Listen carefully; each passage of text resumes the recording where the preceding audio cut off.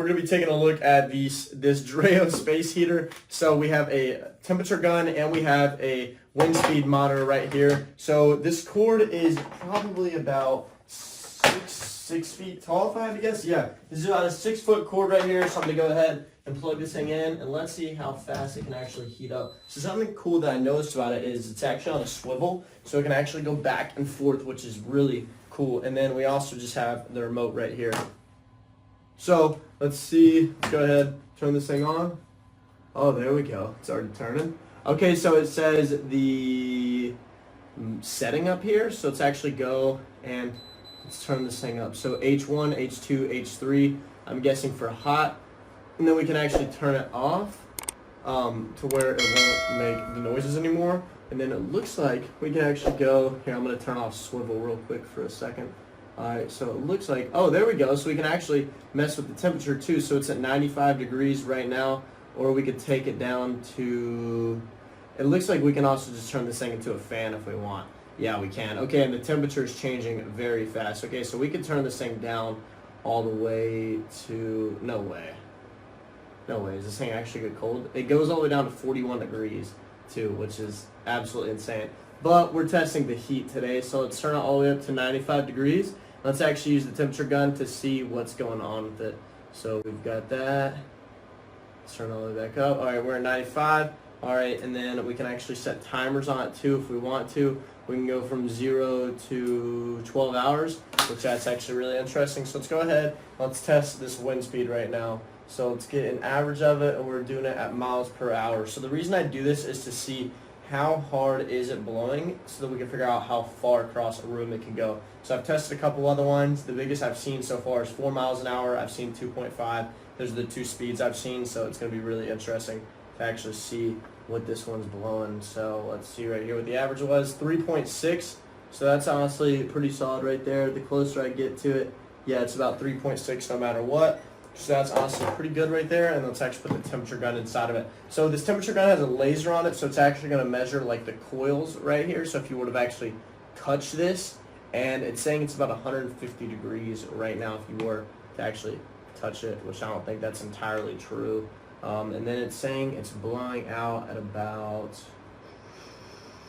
yeah, pretty accurate. It's blowing out at about, hold on, it's locking in a temperature.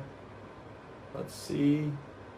All right, it's blowing out at about 92 degrees right now, which is actually pretty cool. So yeah, this thing is really neat. It's definitely like, if I put it over here on my desk, it's definitely going to be way too hot, I can tell. So you can put this thing across a room, which is honestly really cool because that means it can heat a space up. And then I really like this remote on it too, just the fact that I can control this whole thing from here. Like I just shut it off.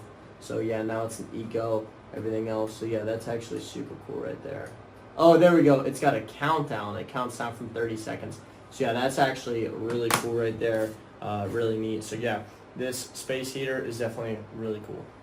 Today we're going to be comparing this Dreo with the Give Best space heater to see which one, you know, blows harder and puts out the most temperature, and just to see what the differences are between them. So this one is currently heating up right now, but I just want to tell you some quick facts about each of them. So this one actually has a digital display, you'll see it in a second, and it has a remote on it. It can also swivel. And then this one's got this handle right here, and it has a pressure plate on the bottom, so if you actually lift it up, it will stop blowing, which I think is super cool. And then we're going to be measuring it with these two things. So let's go ahead and let's measure this wind speed and see what our average is. So let's click that, and then let's go ahead and see.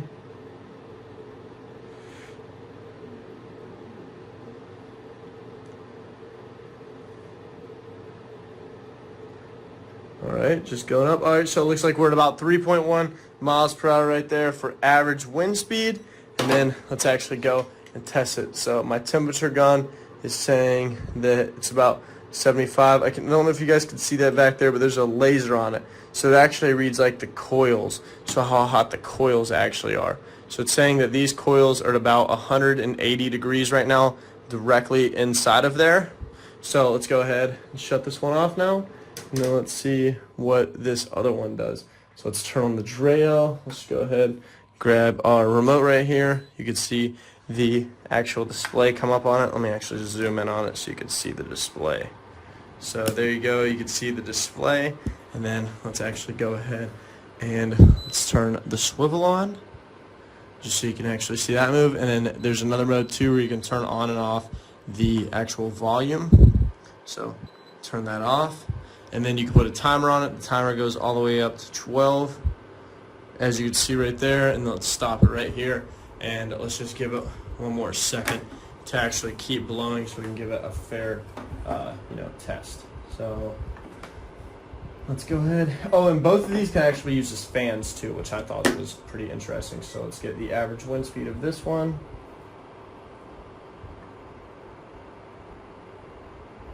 So we got slowly going up. And then it's actually saying it's blowing out at about 88 degrees. So I don't usually really use this temperature gauge to gauge my temperatures, but you can. So it's saying it is about 4.2 miles per hour right now. So that is pretty good. And then let's actually go and let's see what our temperature is.